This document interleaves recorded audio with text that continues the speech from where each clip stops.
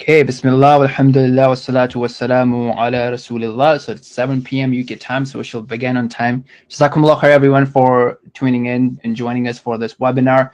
And those of you who will be watching it offline and the recording as well, welcome and appreciate you taking the time to go through this. Great thank you, much appreciated from UK Islamic Mission to give me this opportunity to share some of the Dawah training and to build some confidence and a messaging around how to present the message of Islam to our fellow human beings in the society. So I'll try to make it interactive, so please do participate by sharing your thoughts and sharing your questions and how you're finding the content and your thoughts on that. That would be very appreciated.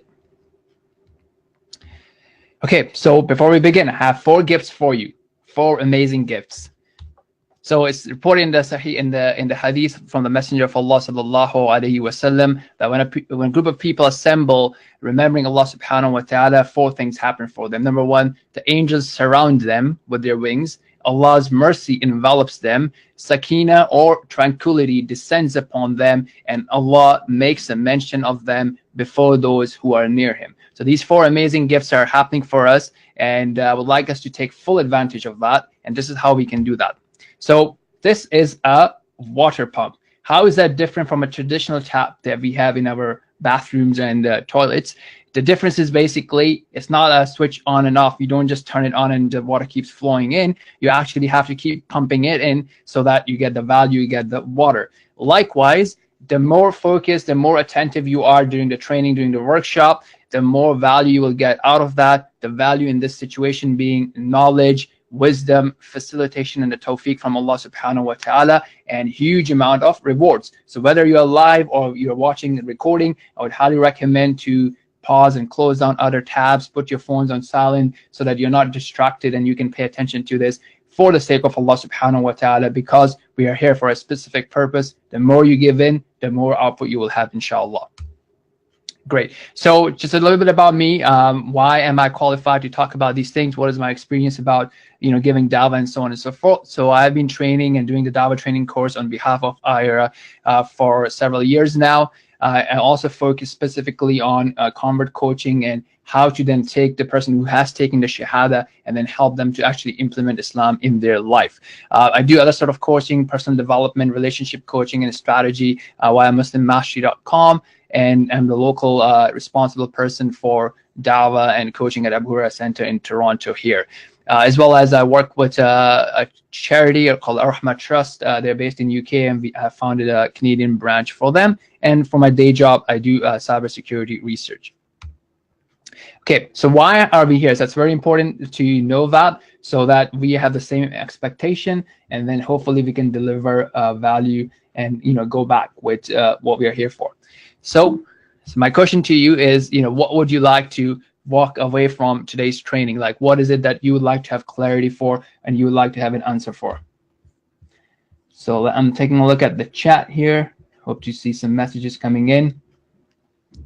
So obviously, this one thing basically is to have this, have the opportunity to guide someone to the path of Islam, to the message of Allah subhanahu wa ta'ala, right? And that's one way of having a successful Dawah conversation. So what are we here to get so that we are able to deliver a successful Dawah conversation?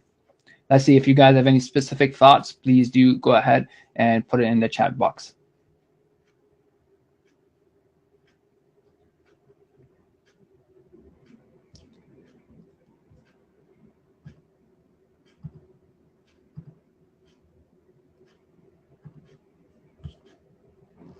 All right, so let's continue.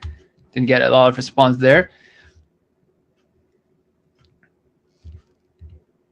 Okay, so the objectives of this course, the workshop, are the following. So this is my promise, this is my goal, this is my aim, to deliver these things to you throughout this part 1 of the training. So part 1 of the training will cover why Dawah is a part of everyday life, and then how can you have an effective map, effective dialogue, effective conversation blueprint to be able to give Dawah, to be able to call people to Islam.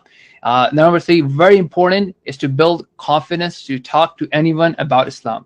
Build confidence to talk to anyone about Islam. Now, what do you think is required to build confidence? Can anybody share some thoughts, please? what is required to build confidence. So today you may have a certain level of confidence. So you may be, 4 out of 10, 5 out of 10, 8 out of 10, 9 out of 10 when it comes to presenting and having a dialogue about Islam with anyone. So everyone has a certain level of confidence. Now, if you want to boost that confidence, what is required? What do you guys think is required to boost that confidence?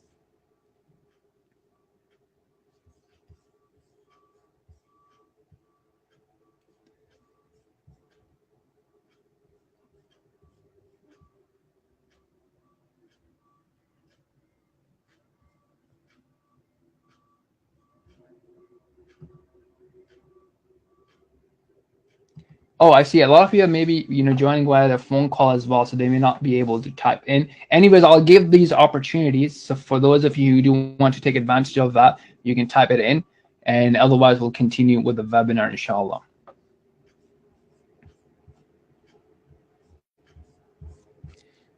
Okay, so fourth objective of the course is to develop sincerity and internal motivation to give da'wah, and then finally to realize the blind spots that we may have. So everyone has certain ability to give da'wah, but we all have some blind spots, some gaps that we want to be first become aware of, and then secondly, overcome and fix those blind spots, inshallah.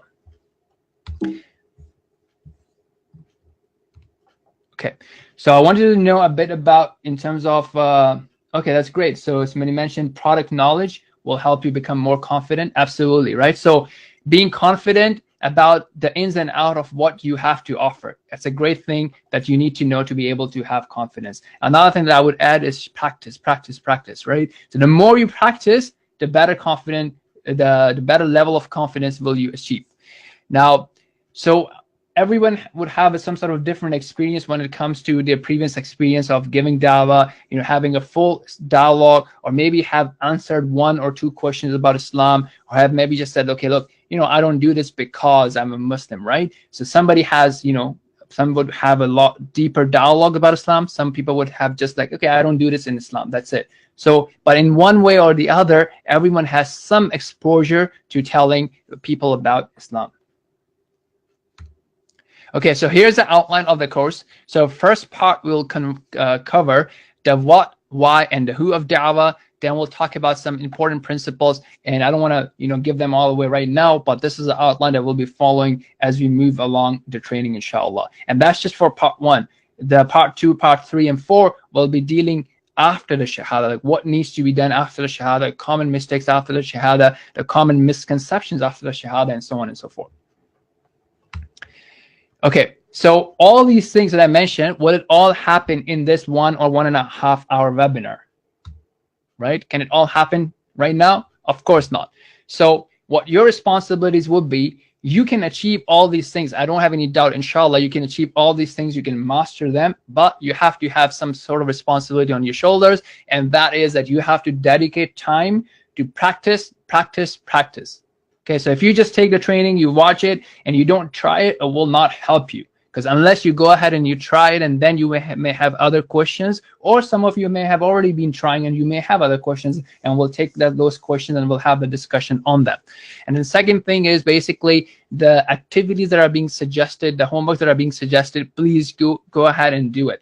If you're watching the recording and if you have the ability to pause the recording and practice it as you're watching the recording, you have a partner, you have a friend, you have a family member that you can practice with, that's awesome. But if you don't have that ability, then note down those items and find a friend and practice those steps with them. Okay, now the third thing is to figure out what's the environment that you're most comfortable in. So after you have practiced with a friend or a family member, so that's the most comfortable environment, right? It's a very safe zone. As you are trying to now speak to a stranger, maybe the first, it depends on the person to person. For some people, you may have a non-Muslim friend or a colleague that you have a very good relationship and you can have a dialogue with them. Some people may prefer to talk to a stranger in a different town. So you don't even want to be in the same supermarket that you go to.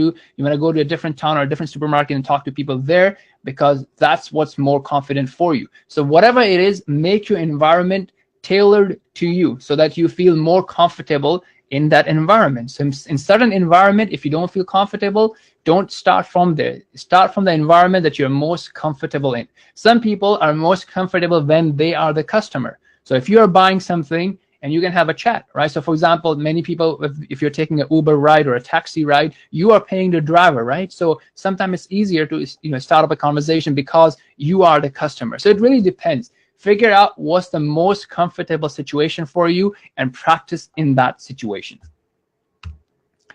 Okay, what is my commitment? First of all, is to be prepared for the training, bring in all my experience, answer your questions, deliver the training, give you the content, and at the same time, I'm committed to support you after the training. So if you take the training and then you say, okay, Brother Zubair, I'm going to go ahead, I'm going to try this training with a friend or a colleague, but I need help. He or she asked me this question. How do I respond? And at times, I've also partnered with the person and have given dawah together. So we would have, for example, get on a phone call together or a WhatsApp group together, and we have communicated together as well, or sometimes just behind the scenes. It really depends, but I'm fully committed to supporting you as long as you are, again, pumping, right? So you're putting in the value, you're working, providing the hard work. Inshallah, I'm committed to supporting you, bi'idhnillah.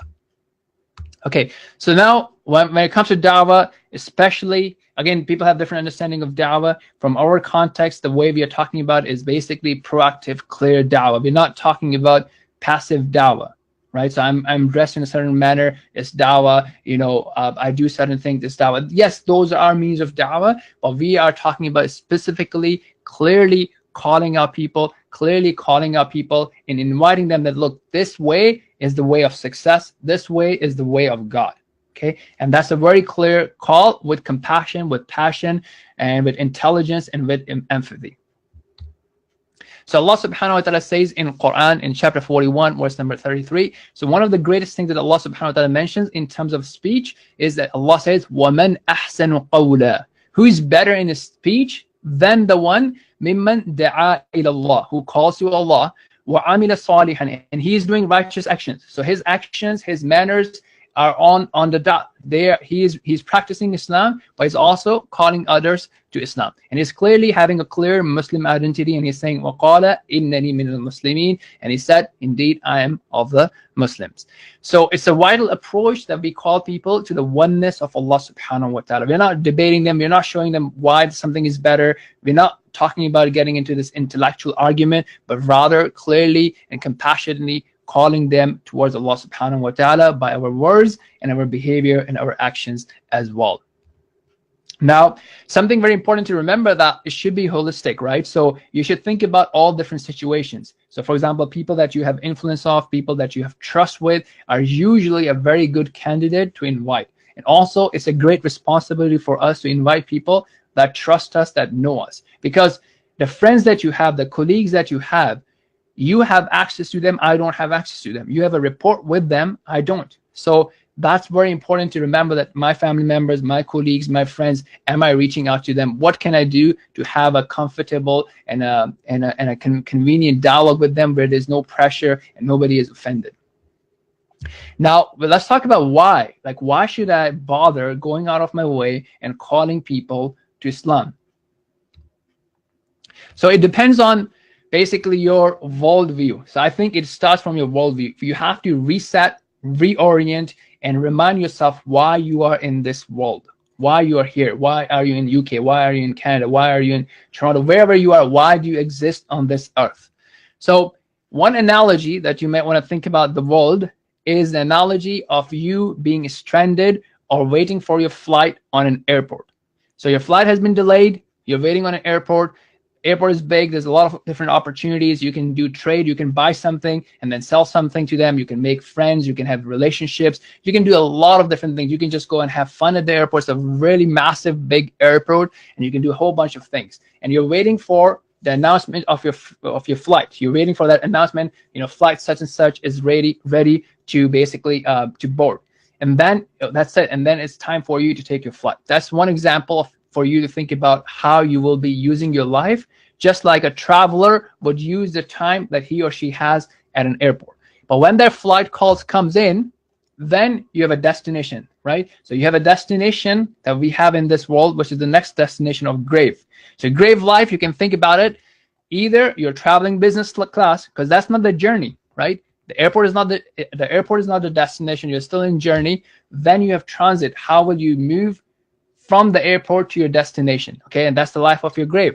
So it could be a business class travel, amazing atmosphere and amazing comfort in the grave. May Allah subhanahu wa ta'ala grant us all that. Or it could be very troublesome, right, within the grave. And then either you're making it to your vacation in the paradise forever, or you're going away from paradise. So that's one worldview. So if you're cautious about that and you're investing towards that, then da'wah is one component for you to get to this destination. Okay, and to get other people to this destination as well, meaning the destination of Jannah, the vacation in paradise forever. Now, another way of looking at it is that I want to earn the love of Allah subhanahu wa ta'ala. I'm not really thinking about from the perspective of Jannah and the now. Yes, that's in the background, but most importantly, I want to earn the love of Allah subhanahu wa ta'ala. And different people have different motivation, different things that they're inclined towards. So if you want to think about it from that angle, then the hadith Qudsi that we have from Allah subhanahu, from narrated by Prophet sallallahu alaihi wasallam, from Allah subhanahu wa ta'ala, that the way that you become a closer and closer wali of Allah and ally of Allah is first and foremost doing what is obligatory on you, and then increasing in extra deeds, increasing in voluntary deeds. The more you do them, the closer you become to Allah subhanahu wa ta'ala, until your life and your actions, your seeing, your movements are fully aligned with the will of Allah subhanahu wa ta'ala. You don't do anything, but it will earn you the pleasure of Allah subhanahu wa ta'ala. So one of the best deeds is to call people to the message of Islam. And when you do that, other things also happen that we will be talking about as well. So another angle of taking a look at it. So one angle we took a look at it was the paradise and the hellfire angle.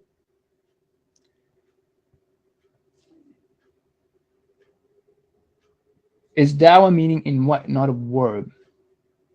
Okay, that question is not clear to me. So if you want to rephrase that, that will be helpful, and I'll get back to that. Okay, so while we are continuing, inshallah. So another angle of looking at it is some people are really bit shy to represent their Muslim identity and being representing and practicing Islam in public. So that's a great video on that. I'd encourage you guys to take a look at that. Now, how can you be more confident? I'm not talking about presenting Islam or sharing Islam at the moment, but I'm talking about how can you be more confident in your day-to-day life while practicing Islam. So here are some thoughts on that. Number one is for you to know who Allah subhanahu wa ta'ala is.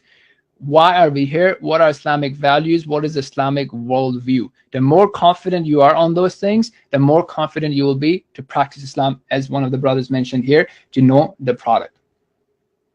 Okay, the other thing is basically being able to understand that Islamic beliefs are logical. These are not superstitions. These are not just hearsay. These are not just fairy tales, but they are actually logical, that a rational mind can comprehend. So because sometimes what happens is when you are in a business environment or you're in an academic environment and everybody's talking about logic and sense and rationale, you may think that, okay, I'm not talking about a religion just as have a bunch of superstitions and you're worshiping idols or monkeys or cows and stuff like that. You actually have a logical understanding, a logical foundation of the entire religion. So once you are able to see that, it also increases your confidence as well, and you're able to answer tough questions. So this will all increase your confidence to actually be a Muslim in the real world as well. Obviously, other ways of becoming confident is that if you are an expert in your field, if people respect you for your skill, if people respect you for the value you bring into a corporation, or the value that you bring to an institution, or the value that you bring in your neighborhood, in your community, then they will respect you for that, and they'll respect whatever you do. So providing value to the community will also help you gain more confidence. And obviously, the fourth thing is being with righteous people, being with Muslims who are practicing. So that will actually help you as well. Okay, so now what we have summarized the why as is basically, it can be summarized into these four things. One, you can think about it from the love of Allah perspective. You can think about it as a means for you to earn the paradise. Third thing is that you can raise your standards. So a lot of people, if you look at their life, they're always thinking about something, right? So either you're concerned about your work or your family or your children or your parents or your friends. Okay, so you have a combination of concerns that revolve around it. And then the extra time that people may start focusing on the government, the politics, or why is he not doing, why is the masjid not doing this, why is this lecturer not doing this, you know, why is this country not doing this? So you're always thinking about stuff that other people can do, right? And they're always complaining about things. A lot of us are complaining about things that are not in our control. But if you actually take the primary mission that my extra time or my time outside of these things is to call people to Islam, is to call people to Allah subhanahu wa ta'ala, or any other beneficial project, your life quality improves, because then you don't have time to talk about other people. You don't have time to talk about things that are not in your control. So once you have a bigger mission, a bigger purpose in life, your quality of life and your standard of life will definitely increase as well. And as we mentioned, that by understanding how to give da'wah, your actual practice, your own practice of practicing Islam and sharing Islam, you get more confidence in doing that. Okay, now if you want to talk about some other tangible rewards of being a da'wah, it's just about being a human being, right? As part of being a human being is that you are taking care of other human beings, and you actually are able to relate to a lot of verses. You're able to relate to the seerah. How were the troubles and the trials and the tribulations that the prophets faced when giving the da'wah, and how were his companions facing the same problem? And then the amount of reward that you will be getting if someone actually accepts Islam, and the amount of reward that you get even if somebody does not accept Islam, because Allah subhanahu wa ta'ala rewards you based on your effort, based on your sincerity, even if nobody accepts Islam from you. Okay, so now this was the picture that we had in the beginning, right? It was just to capture your attention and let you guys have a time to think about it. So what would you think about someone like this? If you see a man dressed like this, you know, with all these tattoos and earrings and walking in the street, what would your first impression be?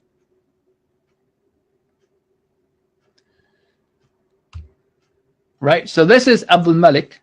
Okay, so this is what his before his state was, and this is his state after someone gave him the Quran. So you'd never know, right? Allah subhanahu wa ta'ala may use you to guide someone. That's definitely a favor from Allah subhanahu wa ta'ala, but you adopt the right means, then Allah subhanahu wa ta'ala will give you the success, and Allah subhanahu wa ta'ala will guide people through you. And even if you don't see anybody guided through you, that person may take shahada, may become Muslim 10 years down the road because you planted that seed. And even if that does not happen, Allah will still reward you, because Allah subhanahu wa ta'ala says that Allah does not waste the reward of the good doers. Okay, so far what we have talked about is the why. Why should you be involved in da'wah? Why should you be concerned about calling people to da'wah? Okay, let's take a look at the question. If you have any questions about that, this is a good time to post. I'm just going to take a look at this question that we already had. They're saying that you mentioned that da'wah is a noun, but the word da'wah is a doing word. Therefore, it is not a verb rather than a noun. Okay, so really, to be honest, linguistically speaking, you can use it either ways, right? So you can think of da'wah as a noun. My da'wah is to Islam, right? My call is to Islam. Okay, you can also think of you can also technically use it that, you know, if you shift a bit, that I'm calling someone to Islam, right? So that would become, for example, in a verb form, in an imperative form, when Allah subhanahu wa ta'ala is commanding, it will become ud'u, call to the path of Allah subhanahu wa ta'ala. And then, for example, the verse that we saw, وَمَنْ أَحْسَنُ قَوْلًا مِمَّنْ دَعَا, the one who called, da'a ilallah. So I mean, you can, you know, have that sort of linguistic understanding, and you know, those details are something that definitely we can go into. But I mean, really, I would put it outside the scope of the thing. The key idea there was basically to understand that we are talking about an action about calling people to Islam. That's the component of it that we are talking about. Obviously, you practicing Islam, as I mentioned, can also be a passive form of da'wah to someone. That there's no objection about that. So I hope that kind of clarifies that. And any other questions so far? So what we have talked about so far is what is da'wah and why should we do da'wah? Okay, now we'll be talking about the who, like the characteristics of the caller. What are some things that the caller, you and I as a caller to Islam, needs to be aware of? Okay, let me see. Anything in the chat? Okay, good. All right, let's talk about the who. So it's a lot to do about how you treat other people, right? Because human beings will not just listen to you just because you give them some rational arguments, but it will also depend a lot about how they view you as a person. So if they don't have any trust in you, if you do stuff that will just turn them off, then you may be playing a role in turning them away from Allah subhanahu wa ta'ala. So it's very important for us to have Islamic manners. Okay, we don't need to actually pretend. If we just practice Islam, we will have beautiful manners. But a lot of time, our manners may be coming from culture, maybe coming from our friends and so on and so forth, and they may not be a good reflection of the Islamic manners. So that's a very important thing to remember. The first thing, obviously, in anything that you do is, why am I doing this? Is because this will get me closer to Allah subhanahu wa ta'ala. Allah subhanahu wa ta'ala will be happy with me. If you truly have that, then it does not matter if you have 10 people in your dawah team going to do dawah. Even if you're alone, you will do that. Even if you're 2 people, you will do that. You will be consistent. It would not matter if a celebrity is joining you for dawah or not. You will still go out and do it. It would not matter if the dawah effort is being documented. It's a big event. You know, people are filming it, and it's like huge billboards and this and that, which is good. But you will still do the dawah if these things are not there. You will still do dawah if people reject you and will see it, right? So you're not only doing dawah when you're debating and people are clapping and cheering you up and saying, okay, wow, that's an amazing argument that you're making, and they're filming you and putting on YouTube and so on and so forth. No, you will still do dawah even if people say, no, get out of my way, I don't have time, I'm busy, I don't want to talk about religion, whatever. You will still do your efforts because you're doing it for the sake of Allah subhanahu wa ta'ala. Now, one thing that we need to realize is that we don't need to know everything, okay? And sometimes people lie or misrepresent Islam, and usually the person who is receiving that knowledge will realize that. Sometimes they may call you out on that, and sometimes they may ignore it, right? But when you misrepresent Islam, or you're speaking about something that you don't know, you're just not helping yourself. You may be committing a sin against Allah subhanahu wa ta'ala, especially if you're talking about Allah without knowledge, or you may just be harming the message of Islam if you say something, you know, on the sidelines, for example. So it's very, very, very important that you're only talking about something that you know, and do not be shy to say, I don't know the answer to this question, but I can talk to you about this, or I can help you find the answer, or I can get back to you, or you may want to speak to this person, and so on and so forth. Okay. And again, you know, you have verses and you have the hadith that really, really emphasizes this, that this is a big deal. So don't take it lightly. It is a big deal. Okay. Now, in terms of your character, you know, being kind, you know, being gentle, you know, using polite greetings, showing that you care about the comfort of the person that you're speaking to. You have permission to speak to them. You're not delaying the conversation without permission, and so on and so forth. You're not being harsh. Sometimes they may say some things and you may want to respond with harshness, but you will be avoiding that. You'll be gentle and you'll be soft-hearted. You will understand and have empathy for them. That, look, this person does not understand and does not know what I know. So my job, or my task here, is to explain it to them, is to clarify it to them, is to remove the misconceptions. The reason they are talking like that is because they are not aware in most cases. Okay? And then you're not, again, doing it for ego or pride. It's not about you. It's not about you winning an intellectual argument. And how is your body language in terms of smiling, in terms of having a welcoming attitude, and so on and so forth. So another thing a da'i would do is he or she will also remember that for me to be successful and for me to have barakah in my da'wah, and this applies to anything that you're doing in your life, it does not make sense for you to do something and not take care of the obligations from Allah subhanahu wa ta'ala. It does not make sense.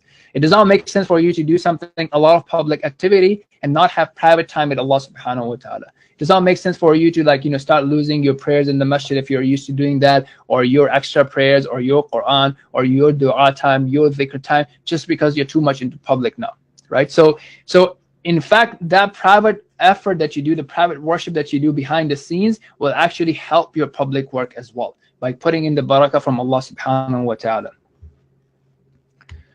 Okay. Now, again, this is one of the very important things. You don't have to argue everything, right? And this is very important in life in general as well. As a coach, I see that sometimes people are just arguing about something and it's not even important. You can agree to disagree. You can say, okay, I appreciate this is how you feel. Sometimes people may start arguing, oh, how come you feel this way? No, it's just the way that he or she feels, and they're communicating their feeling. So you don't have to argue about how they feel. They're just telling you, look, when you do this, I feel this way. Okay, that's just an example. Sometimes people may start arguing about politics, the political situation in the world, or geopolitics, and so on and so forth. But you may not remember that, look, this argument is not as important as something else that you need to discuss. So why create contention and dissension and having our hearts turned against each other by arguing something that's not even important in the big picture? So please be aware of that as well.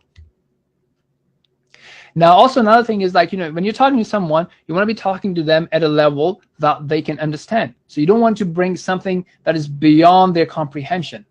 Okay, so that's very important. Oh, like some people would, okay, Imam Malik said this, and we have a difference of opinion with Imam. Like, this is not something that they are understanding anyways. So you may know a lot of things, right? But you don't have to share everything with everyone. You have to see what will benefit that person. Again, it's not a time for you to show your knowledge. It's not a time for you to practice your knowledge. It's time for you to clearly communicate, and that will depend from person to person.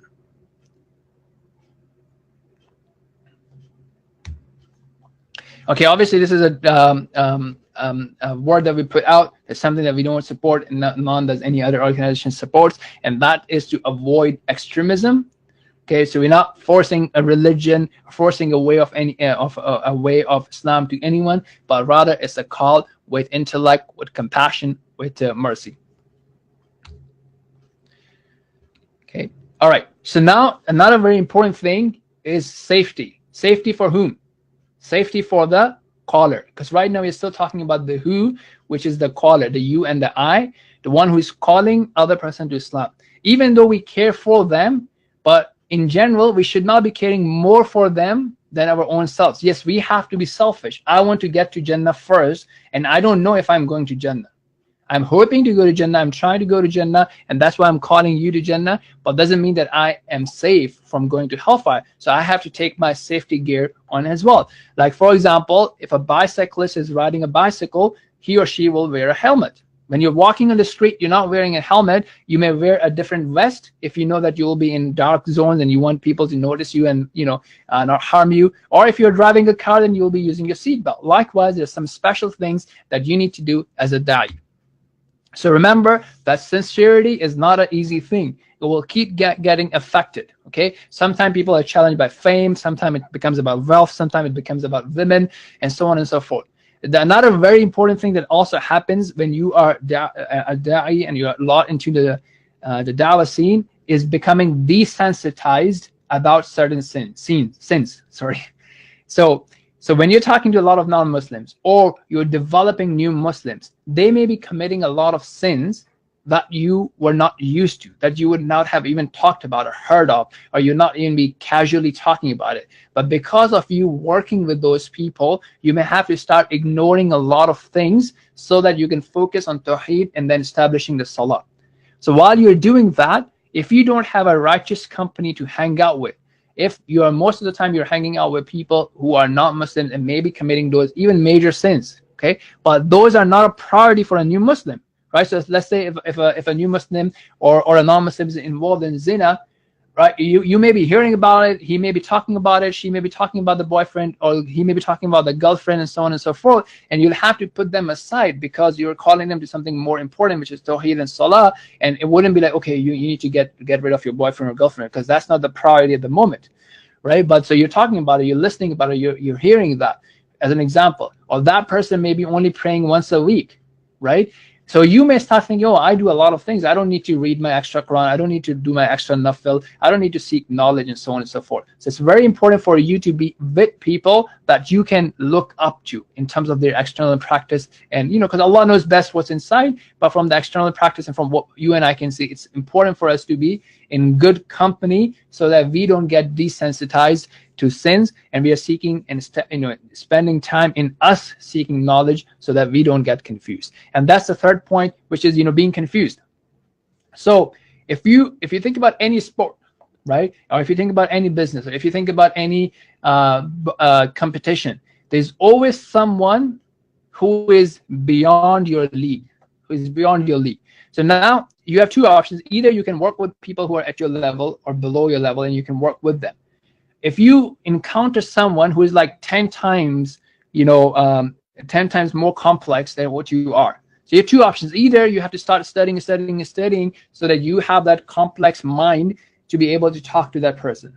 Okay, so for example, if you may encounter a philosopher, an atheist who has written books on atheism and is a big philosopher, right? If you're going to be engaging in a dialogue at that level, then you need to be aware of all those philosophical terms and the logic and the logical fallacies and stuff like that. Otherwise, you yourself may get confused. So you have two options. Either you start raising your bar, or, which is not a harm, you can say, look, this guy's beyond me. You can recommend him some books, or you can recommend him some other people and say, look, this is what I believe in. It's up to you to think about it. And then you can move on to someone that you can deal with. If someone is, very going to be confusing you, and you need to understand their jargon and their rule set before being able to talk to them, it's a choice that you have to make. Do you have the time? Is it even a priority for you to deal with such a person? You may not have to, right? You can move on to someone that you can talk to. Now, if you have a wrong number of metrics, how do you define your success when you're doing dawah? If you have a wrong definition, then you may be really, really, really disappointed, and then you may give up. Because if your metric is that, okay, how many shahadas am I going to have? And then you go out and you spend 1 hour and there's no shahada, and you're like, oh, I've been seeing a lot of shahadas on social media. What's going on? Maybe I'm doing it wrong. Maybe it's not for me. So that's not the correct understanding. You went in with the wrong metric. Okay, Nuh al-Islam gave dawah for 950 years. 950 years of consistent dawah.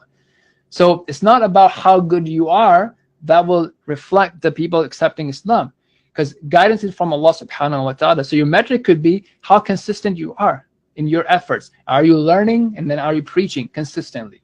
Okay, so that could be a metric. Or if your metric is just shahada, what people then do, and I've seen that, somebody would take shahada, they'll give them the card, and they will move on. They wouldn't care. They would think in their mind probably that, okay, the person will be taken care of and somebody will guide him. But if you really truly care, you need to start seeing that, okay, if I do this behavior, if I have this attitude, are people really sticking to Islam? And you'll be surprised to see how many people that you see people taking shahada on social media have no clue about Islam today. So you see them having a shahada, people, cheering for them, clapping for them, even in your own masjid, and you wouldn't see them next week in the masjid or the next month or next Eid. So where are those people? So what's the point of such a shahada? Yeah, it has some point, but it's very weak. So why not invest in the full cycle? Okay, so now we have talked about the what, why, and the who of dawah. Now we'll be talking about our first principle of dawah, and that is to actually be in the driving seat. And let me explain what I mean by that. So I'm going to take a quick pause and see that if you have any questions about what we have talked so far.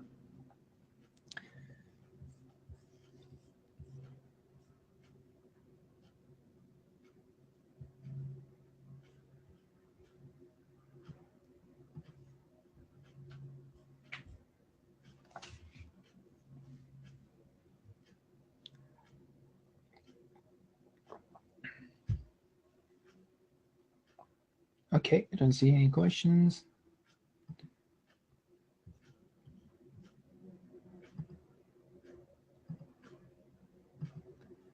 Okay, let's continue.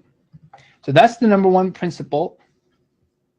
But let's see if I have a question. How do you advise someone who joins in with your dawah efforts without invitation, not knowing the context of the conversation, or if they start giving controversial? Okay, great. So I think that should definitely happen before, right? That's why it's very important. So for example, if you have a dawah booth and you see this type of stuff that can happen, then you definitely want to invite people that, look, if you want to be on a dawah booth, you have to go through a certain training. And this is something that we will be addressing there. Okay, so that's very important. So and sometimes it will be like, you may also want to take a look at other things. So for example, if you are at a table, and let's say you are having a conversation with some people, right, with someone, and then you have other people from the same team, and they see a random person coming in and joining your conversation and having a chat, then your team member can go up to this intruder and say, hey, you know what, brother or sister, can you just come and help me with something? Can you just come and help me with something, right? That could be one way. Or, sometimes, depending on the situation, you have to see like what's the greater good. Sometimes you may have to request that, but I'm having a really nice conversation with this brother, and I'm good. Inshallah, if I need help, I'll bring you in. and perhaps you can help the brother with distributing flyers to some other people. That could be another way of doing that. But obviously, if you have people that are on your booth and that are doing controversial stuff, then you definitely want to, have a policy for that and make sure that, that they don't come and hijack your booth and, start representing your booth in a way that they should not be doing. What level of knowledge do you need to make dawah? So the level of knowledge that you need to make dawah depends on who you are talking to, right? So if it's a random person, a friend, or a colleague or a neighbor who's a general normal human being, is not a philosopher, is not very complicated, right? So then you just want to talk to them. Have you thought about the purpose of life? What do you think is the way to God?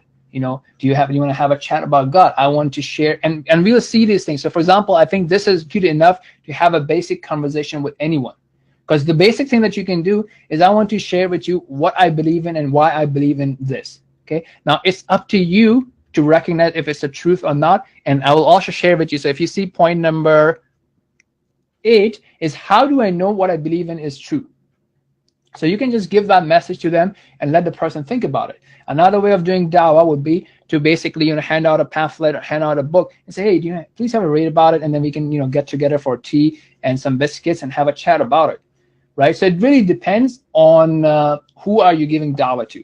So as I said, always identify the basic, the most simple scenario that you are comfortable in. Yes, so can women do dawah to men and other way around, right? So yeah, there's nothing wrong in general in a woman calling a man to Islam, but obviously you'll have to take a look at the context, right? So for example, if there's any danger in terms of for her safety. So for example, in general, I don't think a lot of street booths would encourage women to be on the booth, on the dawah table on streets. Okay, if it's a university situation, it's a different scenario. So in the street, people wouldn't encourage that, of course. And then again, what is dawah? So for example, a woman maybe just giving a book to a colleague to read, right? Now, if it's leading to a lot of private meetings, if it's leading to a lot of private conversation, and that can get tricky, and the women knows that this is not something that she is used to. But then there are some women who are already interacting with a lot of men, during work and corporate office and so on and so forth. So it will really depend on what level of comfort the woman herself is in, and what level of what kind of relationship she has with the person already. So it will really depend on that. But in general, if a woman is not really interacting with a lot of men, and she is usually very private and very conservative, then what she can just she still has a lot of opportunity to give dawah to women. So it really depends on who you are and who you are talking to, right? So there's no one size fits all type of answer for this, inshallah. Right, so is dawah compulsory on every Muslim? So in general, some of the scholars say, I believe most of the scholars say, or many of the scholars say, that if it's done sufficiently, then the obligation is removed from everyone. But if it's not done sufficiently, then everybody is sinning. Now, what is sufficient? So then again, that's a fiqh detail. I personally don't like to go into that, so I'd rather have you directed to someone who you trust to get a fatwa from. And then some people would also say that, and I have this recorded, for example, from Sheikh Tim Humble, who's from UK, because I don't like to have this answer from my own, so I'd rather ask someone and then have it recorded and have them say it as opposed to me saying it. So he mentioned that, in general, look, it's an obligation for the kifaya. If enough people are doing it in a sufficient manner, then everybody is removed from the obligation. If not, then everybody is sinning. But in certain situation, you may have a specific responsibility because of your access to that person. So you may either want to give them dawah yourself, or you may want to introduce them to someone else who can give dawah to them. And Allah knows best. Okay, so let's move on to this first principle. That's a very important principle. Look, first of all, the most important thing in your life in general is your time. Because remember the airport example, right? Your flight can come in anytime, so your time is very important. And why is this related to this thing? We'll take a look at it right now. So what happens usually, and we typically try to really practice that when we're doing an in-person workshop. So we won't have that time. So I would highly recommend you to take this as a follow-up and do it and observe. So when people ask you, how come women wear hijab? How come you guys can't drink alcohol? How come Muslim men can marry 4 wives? How come you guys can't eat pork? And so on and so forth. We have a tendency to switch into debate mode, say, look, these are the advantages. Pork is this. Pork can't boil at this temperature, and this najasa, and this bacteria, and the cholesterol, and the fat, and the women and the hijab, and the rate of rapes when women dress properly versus this and that. Like, we just get into numbers and this whole argument, and we may spend 1 hour, and the person may be going back and forth, and then he may throw in another question at you, right? And okay, so that's fine. But what about this? Okay, so you take care of the hijab, but what about this? What about that? And then you may spend 2-3 hours. Then when you look at it, what did you actually achieve? Right? What did you achieve? Like, did you actually give them satisfactory answers? Or were you really struggling for statistics? Right? Was the person even called to Allah? When he or she leaves you after 2 hours of debating, and somebody holds on to him or her and say, oh, so you had a chat with this Muslim, right? Who's the God that they worship? Who's Allah? What's the deal with that? Like, how is it different from the moon god or the Jesus? What's the difference? Does he or she even walking away with Allah? Did you actually call him to Islam? Does he know what you believe in? Right? So it's very important to get out of this habit, because then they are driving the conversation. You will say something, oh, what about this? What about that? What about this science? What about this statistic? They're driving the conversation. You're just like chasing them. So that's first and foremost very very important, that you own the conversation. You are the one responsible for your time. Don't let somebody take your time. And it's also important, again, in our general relationships. Sometimes our general relationships are harmed because we are discussing about things that don't matter. We're not listening to each other. We're not going to the core of the issue, and we're just spending hours discussing something that was not even the core issue. So this is something very important. We get into this endless cycle of questions. The answers are not even satisfactory because we are giving a false notion. We don't worship or we don't follow Islam because we have all the answers. We don't eat pork because I think that it's medically harmful for me, but I'm doing that because I'm worshiping Allah. Okay, I'm not fasting because of the medical benefits. I'm doing it for the sake of Allah subhanahu wa ta'ala. That's a very key thing. So let's not, hijack that and start doing that. So the issue is, so for example, if you and I are looking at a building, right, a skyscraper, and I say it's red and you say it's green, the issue may be because we are looking at it from 2 different lenses. So the key thing here is basically, you should be able to direct the conversation. Just because someone asks you something does not mean that you have to talk about it for a few hours. So if you see that you're losing the control back, get it back. And how will you get it back? I'll talk about it in a second. But that's the key thing. So regarding the GoWrap approach, this is how the approach flips basically. It takes, it moves the weight, the focus from the why to the who. So if someone asks you why you wear hijab, in essence, my goal is to turn the conversation of who told me to wear hijab. Do you know who told me to wear hijab? If you understand the who, if you understand the characteristics of the person, the one that gave me the order of hijab, how perfect he is, his knowledge is complete, his wisdom is complete. If he commands me to do something that is good, it is good, even though I may not see the good. If you have changed the paradigm, if you have changed the scale, if you have changed the glasses, the lenses, then it just turns around. Then you're saying that, look, Allah commanded it to me.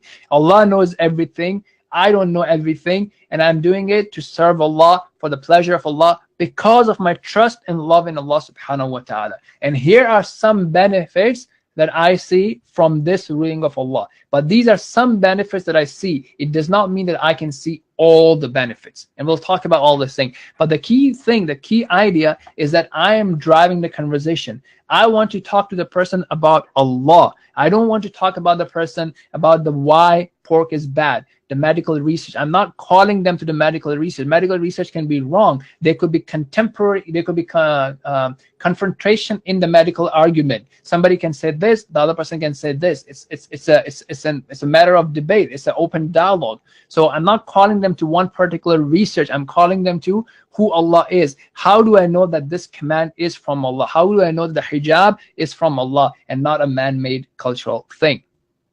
So that's the key idea here.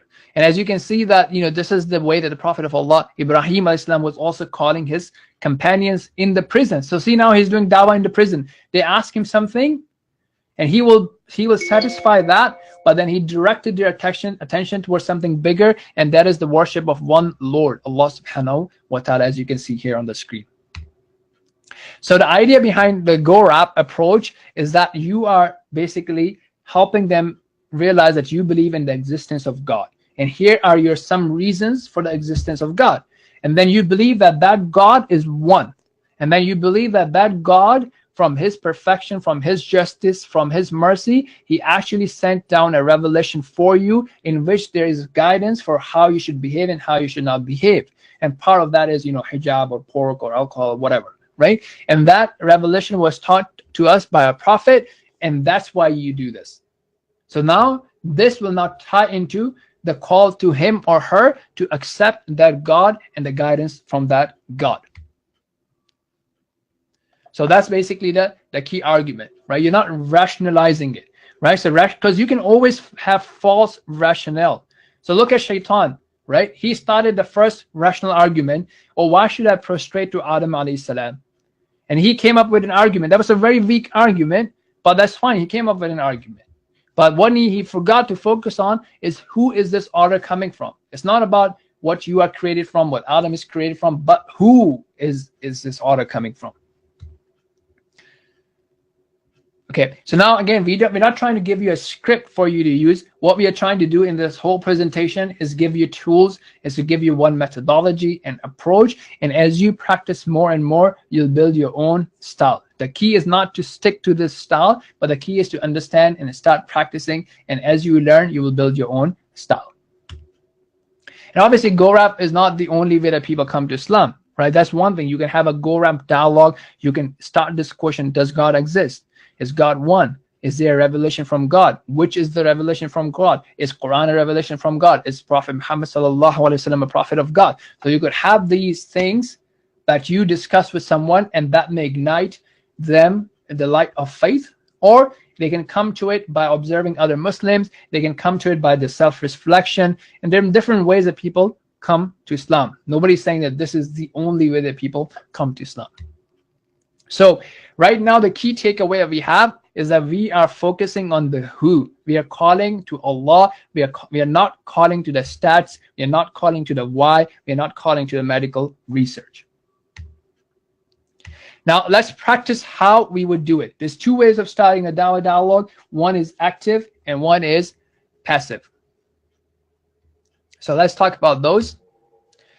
So in a passive initiation, what would happen is somebody would ask you a question about Islam. Excuse me, why do Muslims pray 5 times a day? And that could be, your friend asking you, well, how come you're fasting? How come you're not coming to lunch today because it's Ramadan, right?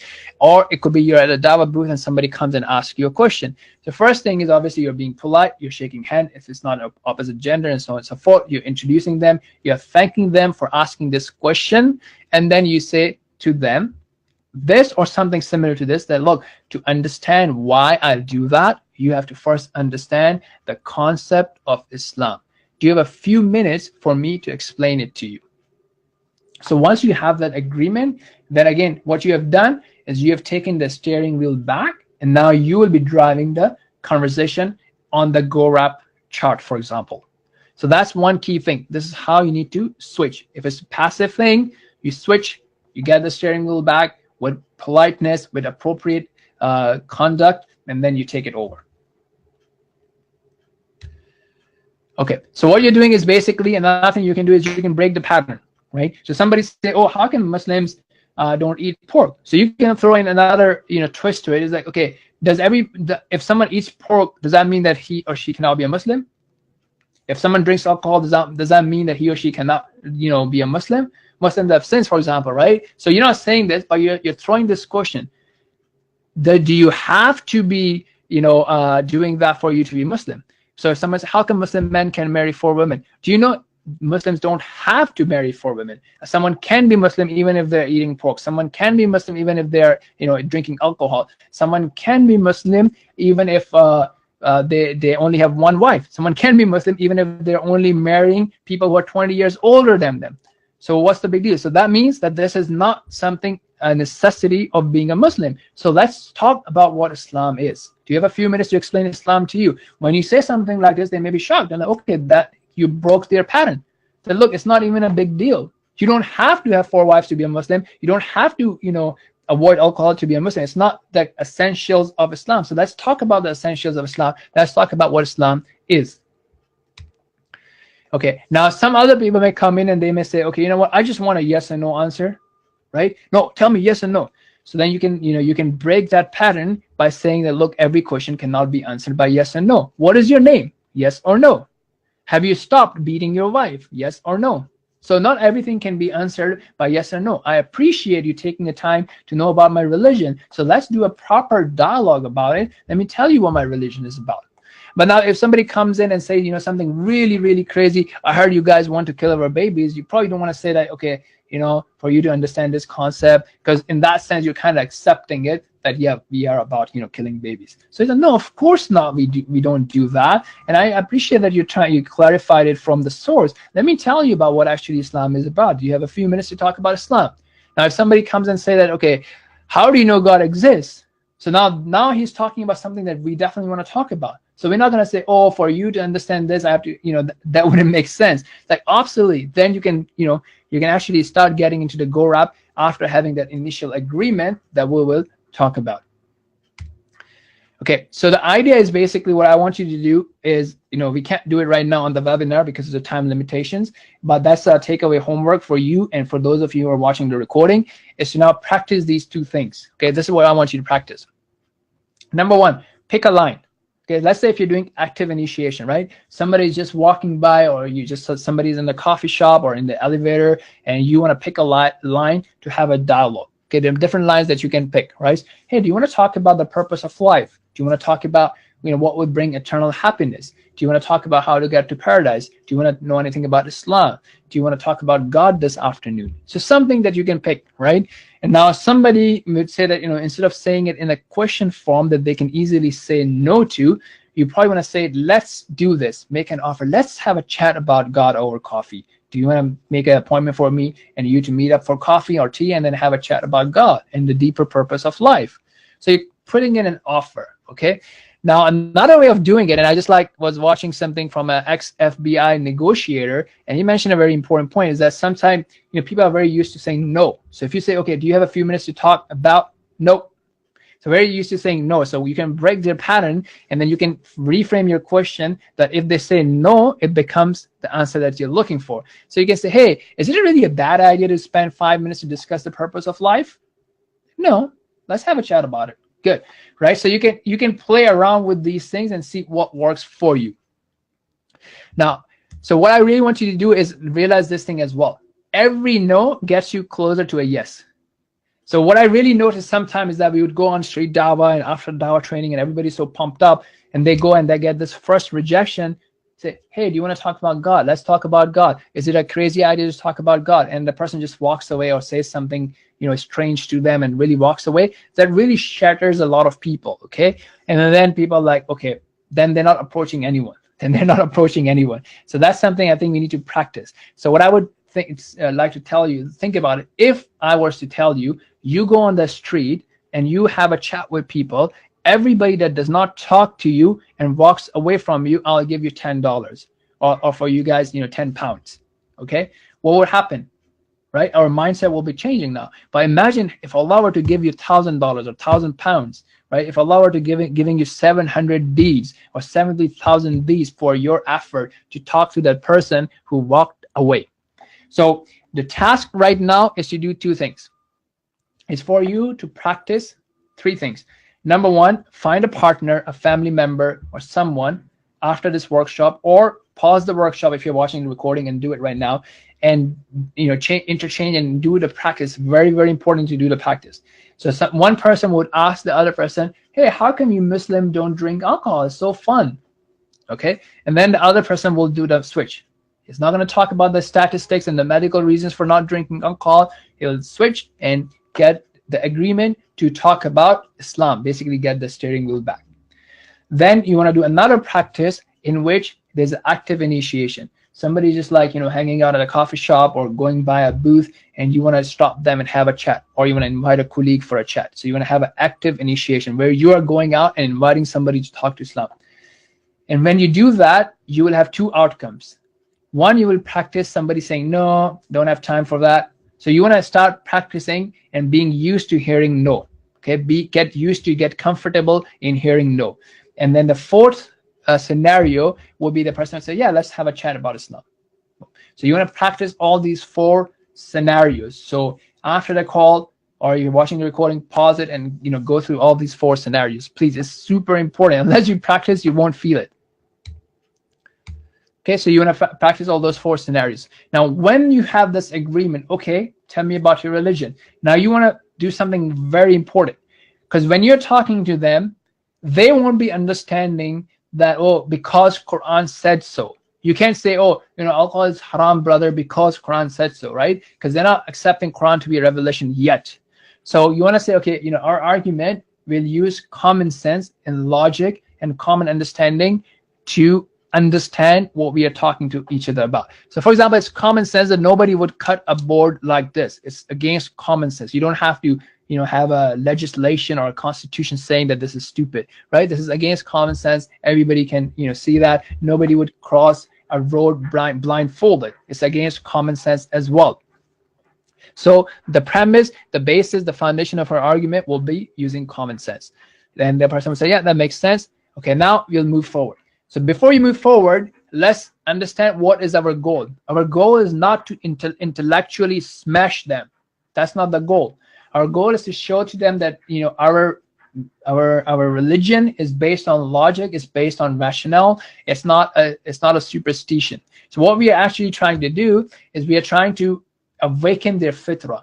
Everybody has their inner fitrah, inner compass, inner guidance, inner natural disposition that tells them that Allah subhanahu wa ta'ala is the true Lord, and there is not multiple gods, and the world was not created without one true God, and that Allah has communicated to us a revelation. So that these things are innate in us, our nature, but they get clouded by different things in our environment, by our parents, by our friends, society, culture, media, so on and so forth. So if we uncloud the fitrah, if we cleanse it up, and then we show them the beauty of Quran, it will attach, and the light will glow. Okay, so that's what we're trying to do, is to remove those misconceptions, give them the pure message of Islam, and the light will glow even at the moment, or if not today, then some other time. Now that you have unclouded the fitrah, or you've planted the seeds, the tree will pop up at some time if the person is deserving of guidance. And Allah knows best who is deserving of guidance and who is not. So that's our goal. Our goal, again, is not to intellectually smash them, but to uncloud their fitrah. Okay, so once we have that, we have a common sense agreement, then we'll say, hey, you know what? I believe in the existence of God. Do you believe that? It's like he may say yes or no. And then you will actually strengthify your argument, and you say, look, I believe in the existence of God because the reason I believe there is a creator is because. Okay, now you can have a whole bunch of arguments for the existence of creator. So usually I would ask you, what is your argument for the existence of creator? So if somebody can quickly type it, that would be good. I'm going to give it 1 second.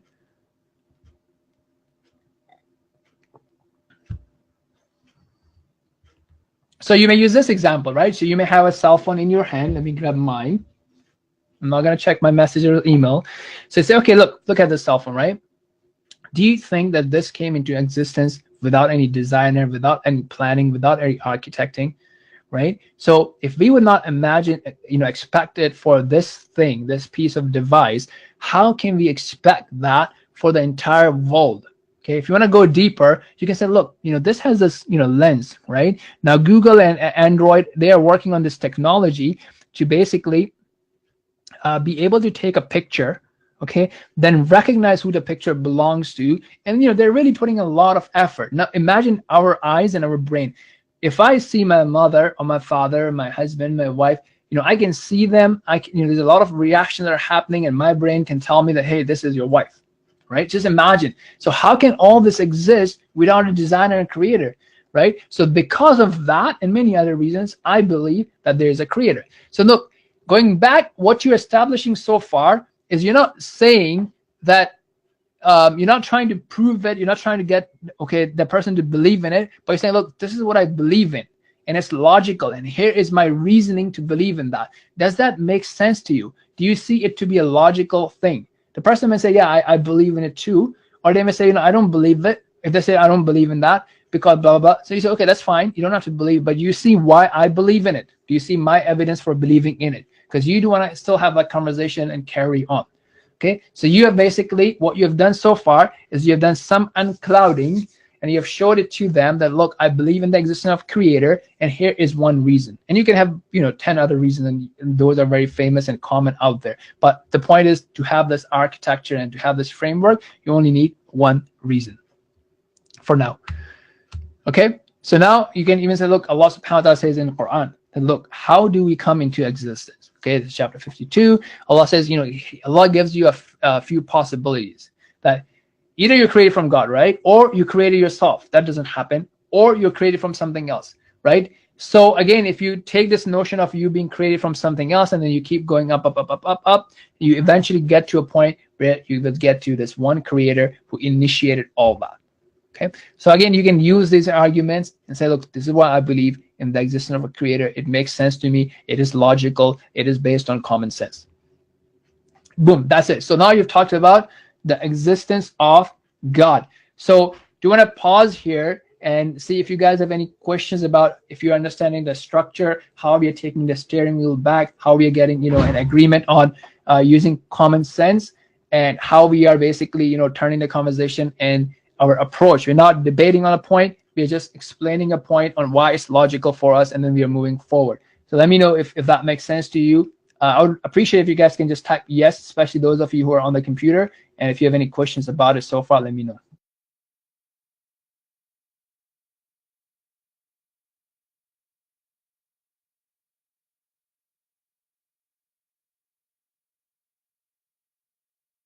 Okay, let's move on.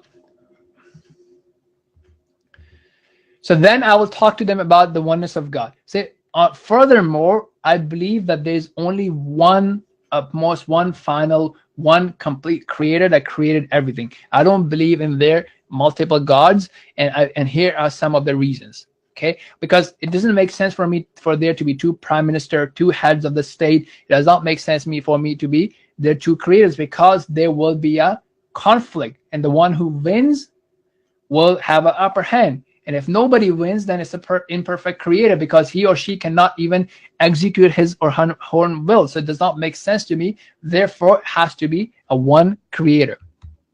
Okay, now you'll say, okay, here are some of the other attributes I believe in about God. I believe that God is eternal, because he was never created, and he created everything, so he has to be eternal. Because if he was not eternal and he came into existence at some point, that means something created him, and that thing then becomes God. That thing then becomes the creator.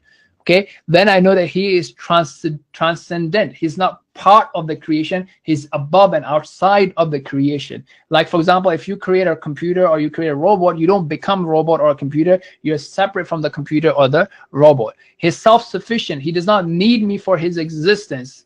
Okay, and he's powerful. He's able to do all things. He's all-knowing, and he has a will, and that he does what he chooses to do. And then you can share with them some Quranic verses as well. So after that, what I would actually do is I would also tell them, look, let me tell you how we got here. And then I will basically go in and tell the story of Adam alayhi salam, because I found it to be very, very, very, very powerful, because this gives them an Islamic worldview and helps them understand a lot of questions that they will be asking later. So when you tell them this story, and I'm going to rush through it so that we can make it on time, inshallah. What does that mean, Mother Nature, right? It's not even defined. So right now, so that's a good point. So I'm going to address that, like the contention of a Mother Nature, okay? And then so let me come back to that question actually. So you give them, this is Islamic worldview, right? So it kind of said, look, angels were also saying that, human beings will cause a lot of evil. Why create them? But they realize that Allah knows everything. I don't know everything. right? So likewise, sometimes I cannot fully comprehend the whole picture. I may just see it from a narrow-minded sense, but Allah sees the whole picture. So Allah knew that from the human beings are people who will sacrifice themselves for other people, who will sacrifice their wealth for other people, who will sacrifice their time to volunteer to bring comfort to other people, and so on and so forth. So from human beings, you have these amazing creation as well. So that's what Allah knew, and the angels were only focusing on the small portion of human beings that will cause a lot of corruption. And then how Allah subhanahu wa ta'ala taught Adam alayhi salam the knowledge. Okay, then look, this is a beautiful thing, because now with this, Allah already had a creation that was angels that were always worshiping him, and they had no free will to disobey Allah subhanahu wa ta'ala. Now Allah created human beings with free will, so they have the knowledge between what is good and what is bad. They know what Allah likes, they know what Allah does not like. They have the ability to do the good, and they have the ability to do the bad. So with this ability and this knowledge is what makes the human being praiseworthy if he or she disciplines himself or herself to do what Allah subhanahu wa ta'ala loves. And if he or she avoids that, then they are blameworthy for doing the bad. And then the notion of submitting to Allah and trusting Allah, that look, I can't see the full picture, but because I love you and I trust you, I will do what you want me to do. And then he will show them that, look, this is what happened, how Adam alayhi salam was tested, and how Shaitan got in there. Allah gave everything to Adam, right? And his wife, everything, our father, your father, he gave everything. And just one thing was forbidden. And Satan, showing his enmity, tried to show to Allah subhanahu wa ta'ala that, look, these human beings are ungrateful to you, and so on and so forth. And what he did is focus the attention of Adam alayhi salam to this tree that was forbidden.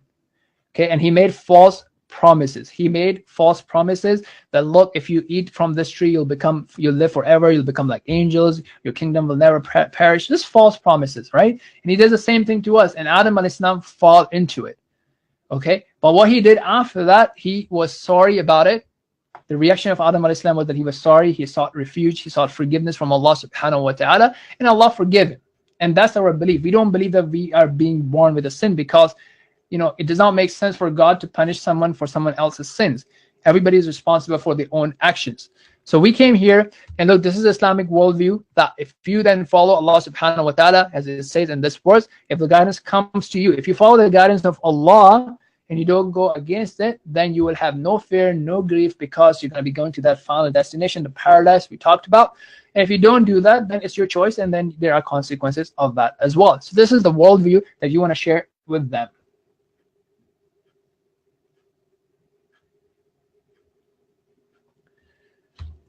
Okay, so we want to basically, use that, and how did we get here? And then we want to talk about who is Allah subhanahu wa ta'ala. So initially we mentioned some earlier points, right? That he is one, he is eternal, right? And now if you're gonna go, you can go into more details in this scenario. Okay, and so look, let me tell you about my Lord. Number one, that he is the only true deity, right? He's the one who created everything, so therefore he deserves our full worship, he deserves our utmost love, and he deserves our utmost submission, because he is perfect, he is beautiful, he created everything, and now he is our Rabb, he's our Lord, which means that he created everything. He created this phone as well, even though it came indirectly, right? So there are people who were involved in the creation of the phone or the computer or the car, but the raw materials, the ideas, the development and evolvement of research came from Allah subhanahu wa ta'ala. And Allah is the one who facilitated me to live in a time where I can benefit from a smartphone or a smart car. Okay, so in essence, Allah is the creator. Now, in the worldly sense, when Samsung or Apple develops a phone and I swipe my credit card or my bank card and they take the money and they give me the phone. So the ownership from a worldly perspective has been changed. I own the phone. But in our concept, in the Islamic worldview, Allah is the true owner of everything. So Allah is the owner of my eyes, my hearing, my whole body, my phone, my car, and everything. So Allah has allowed me to benefit from it. So how did Allah facilitate that? For me to have the knowledge, for me to have the wealth to acquire it, so on and so forth. But if Allah takes it away, Allah has just taken a favor that He has given me. He just took it away, and He will reward me for taking it away. So that's our our belief that Allah is the owner of everything. And then finally, Allah is the protector, nourisher, sustainer, the one who increases and the one who decreases. So if I have something, nobody can take it away from me except if Allah wills that to happen for a greater good. Nobody can increase it, nobody can decrease it other than Allah. So if you live this life from that angle, you have so much trust in Allah subhanahu wa ta'ala, then you will basically be, this is who Allah subhanahu wa ta'ala is. Okay, then you will talk about that Allah is the most merciful. There's no one more merciful than Allah subhanahu wa ta'ala, than the God. There's no one, my parents are not more merciful than Allah. He is ever living. We talked about this quality earlier. No one can come between you and Allah subhanahu wa ta'ala. You don't need anybody to come between you and Allah subhanahu wa ta'ala. Allah knows everything, what has happened, what will happen, what is happening. And so if you ask for something, if Allah orders you to do something, Allah knows it, that this is good. Allah knows that hijab is good for the society. Allah knows that not eating pork is good for the society, and so on and so forth. And all these attributes are perfectly attributed to Allah subhanahu wa ta'ala, and it is exclusive to Him. There's no other human being that has the same qualities. He does not have any son or daughter, and He's free of all needs.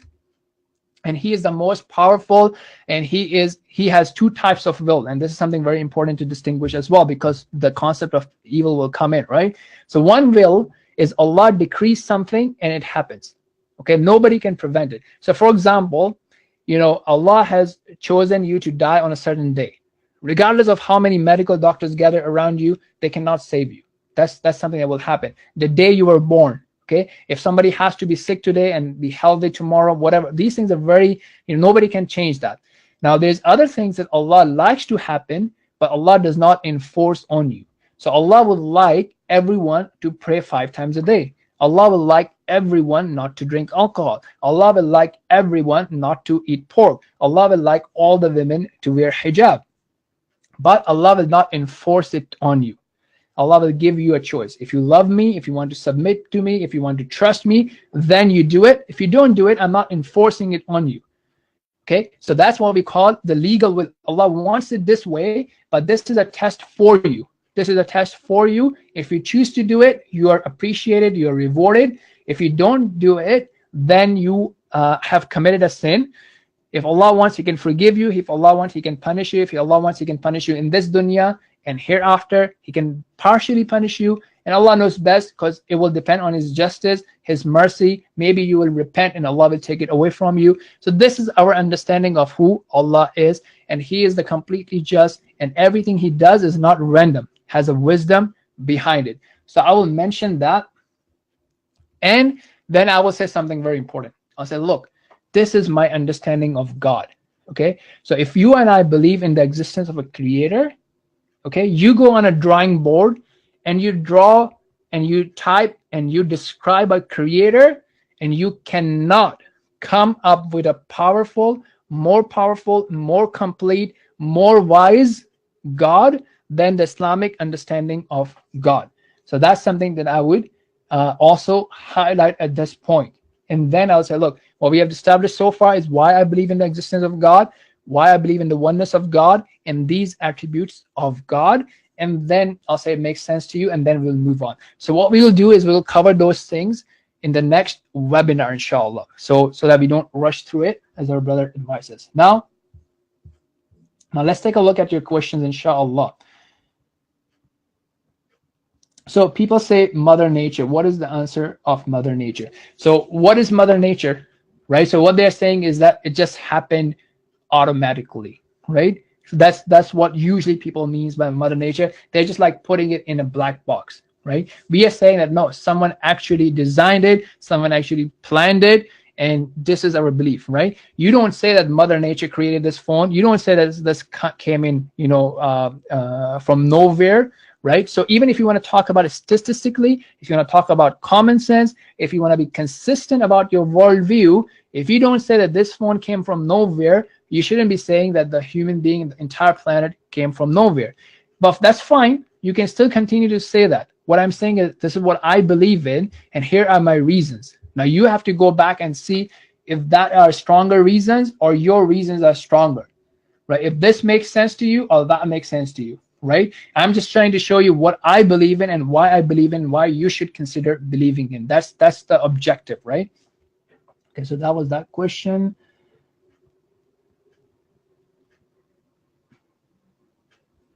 Next question we have is why non-Muslims are not allowed to go to Mecca when we allow you to be anywhere? Well, same thing. Well, this is something that Allah subhanahu wa ta'ala has kept as a sanctuary, right? So that's what, but again, it's very important. Look, I'm not trying to answer this question. So if somebody asks me that question, I say, thank you very much for asking me this question. Let me tell you what Islam is about, right? So if I can prove to them that this is coming from Allah, like the whole argument is baseless, because think about it. What you are saying is why non-Muslims is not allowed to go to Mecca while we allow you to come everywhere. That's fine. First of all, the whole land belongs to Allah. Okay, the whole world belongs to Allah. He has created a special sanctuary, a place of worship for him. That's a very sacred place for him, and he only wants believers, people who are open believers, to come there. It is his right. So if you say that, you know, I have my bedroom, I don't invite, you know, anyone to my bedroom, and you know, if you say, okay, my bedroom is open for anyone can come in my bedroom, okay, thank you, right? But I don't want to invite people into my bedroom, so what's the problem with that? Now this is, I'm telling you for you to understand this, but this is not going to be my first response to them, because I want to use this time and this opportunity to explain to them on who Allah subhanahu wa ta'ala is. Or another way I would do it is, look, Allah is showing you that, look, in this world, there's certain thing that's prevented to you because of you not being Muslim, okay? But the greater goal is for you to get to paradise. Allah does not want you to be prevented from paradise. This is a means for you to realize that, look, this is such a small thing. I don't want to miss out on paradise. Maybe I should really consider and think about, is Islam for me or not? If Islam is the truth, I want to adopt it so I can make it to paradise, and of course I can make it to Mecca. So that could be another, again, you can have different psychological answer depending on the person, okay? But most importantly, what we are trying to tell them is on who Allah subhanahu wa ta'ala is.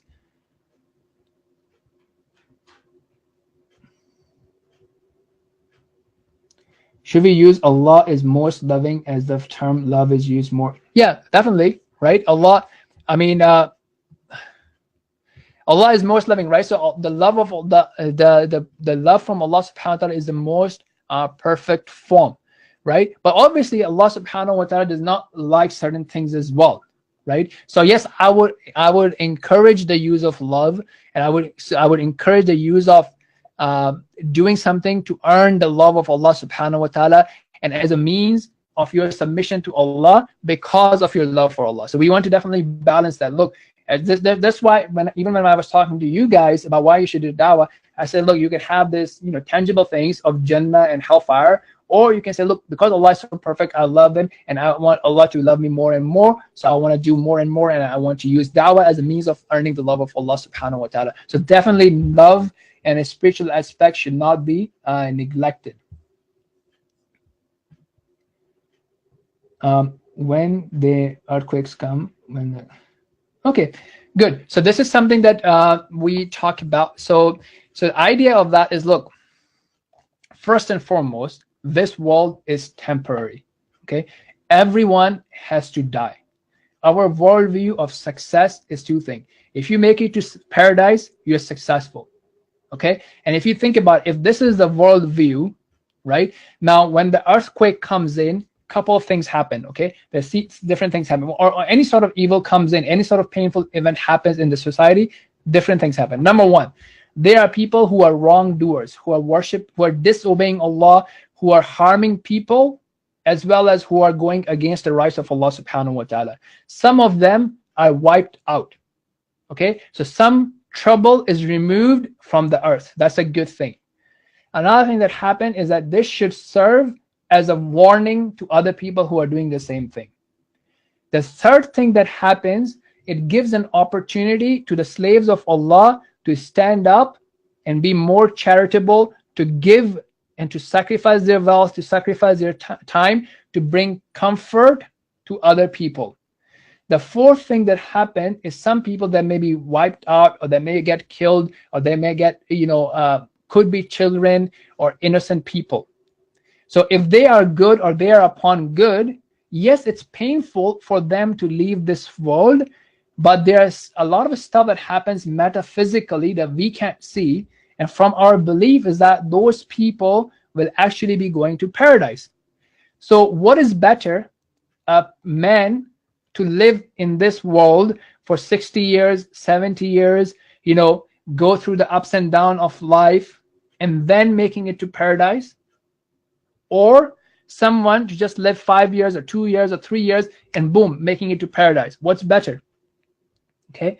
Now, another angle of looking at it is, yes, I would probably say just these two, for example. So this is how I would explain it. And in most scenarios, I think it makes perfect logical sense that, look, this world is forever anyways. Everybody has to die, and death is not a piece of cake. Death has its own pain, whether it be through earthquake or, in the hospital.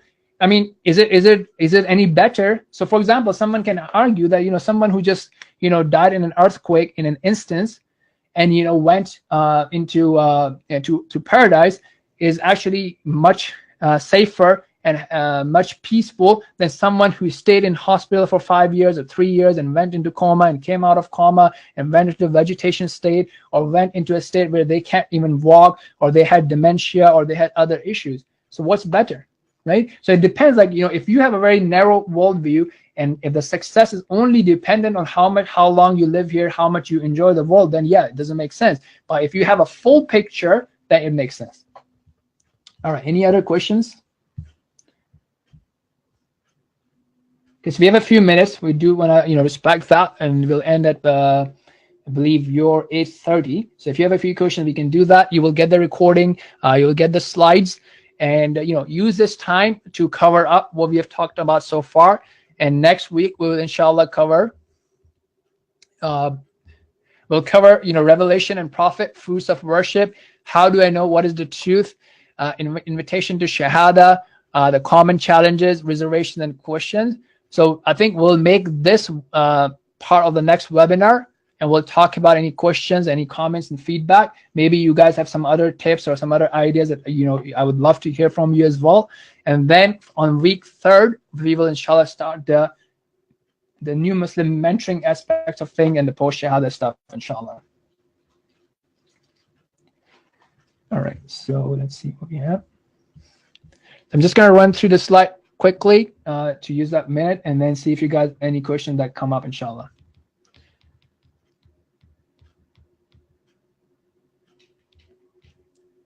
Yeah, this is very powerful. I think we should really get, so I would really recommend that by now you should actually try to have a dialogue and explain this worldview to your friends. And it's also important, guys, for us to tell this and share this with our kids and our children, because a lot of times we don't, they don't have the right worldview, and when they're growing up, we don't have that right worldview. That look, life is always about choices. You can have a good choice and you can get closer to Allah. When you make a bad choice, you repent, you fix yourself, and and then you keep moving on. So giving them the right worldview is very, very important. So practice that with your friends, with your family members, with your children, and inshallah, next time I'd love to hear about your stories about how you practice, what happened, and that would be very, very good actually if we can share our experiences as well. All right, so yeah, that's it. This is 8:30 your time. So inshallah, we'll end it here. And here's my contact information, and you'll have the slide deck for next week. Okay, so this is my email if you have any questions about it. As I said, I'm committed to post-training support. If you want to do this, if you're committed to it, if you're working hard on it, inshallah, I'll support you to the best of my ability, and we'll go from there. Jazakumullah khairan for your patience, for your contribution, and for your participation. Once again, thank you very much. Jazakumullah khair, the brothers from UKIM. For hosting this and for embarking this great initiative. May Allah subhanahu wa ta'ala bless this, accept this from us, guide us to the best, and anything I've said that is good is from Allah subhanahu wa ta'ala. Any mistakes I've made from my own shortcomings and from shaitan. Subhanakallahumma wa bihamdika ashhadu an la ilaha illa anta astaghfiruka wa atubu ilayk. So I see that there's a message about filling the survey, guys. It's very important, right? Because it's a two-way thing, right? Especially when it's like webinar, I don't see your faces. I don't know how you're feeling. I don't know if it's relevant. It's something you guys already know. Maybe I spoke too fast. So this is about providing value to you, right? And we can adjust the training, the speed, the content, depending on what's valuable to you. So we would definitely love to hear back from you as well. So once again, Assalamu alaikum wa rahmatullahi wa barakatuh.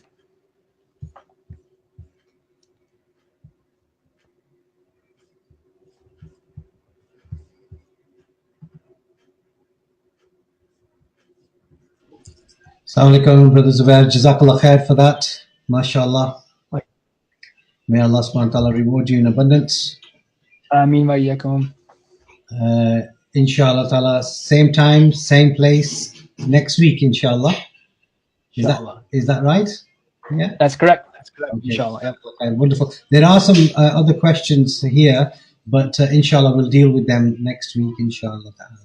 So, sorry, where are those questions? You see them on the screen, or I can see a couple. There's one question that hasn't. It's just come through. I can send that to you, inshallah. You can.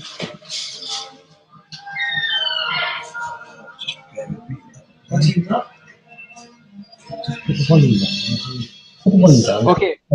So the question is about, like, you know, the balance between talking about paradise versus hellfire. Yeah. So, yes. So this is definitely, as most of the thing will be depending on who you are talking to, right? So as they react, as they respond, you may, and then there's no right or wrong answer, right? So yeah, that's also very important, that, you know, don't think that you are going to make mistakes or you have to be perfect, because sometimes I say, okay, brother, why are you not speaking? No, I don't want to misguide anyone. Like, if you're doing your best, you will just learn from your experience. Right? So pay attention to the person that you're talking to, see if it's making sense to them, you know, see what kind of examples they bring forward. And so everybody is driven differently. But again, you don't, like, I think one of the key things is that it's okay for you to follow what is in your heart, right? And that's why I mentioned earlier, and this is very important actually. Let me emphasize that using this thing. That look, the most key thing is this.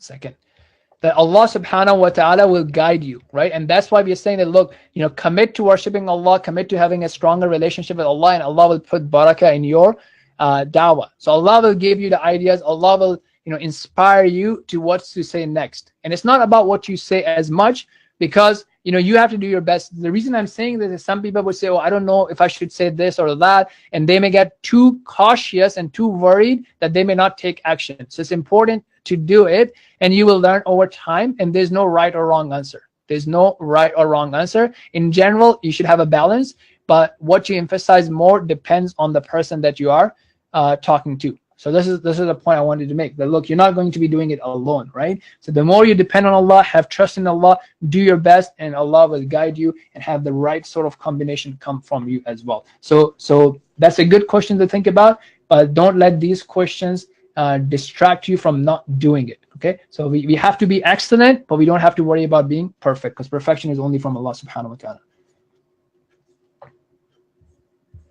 Okay, so I think that's it then, inshallah. So next week, inshallah, same time. Jazakumullah khair again. Wassalamu alaikum.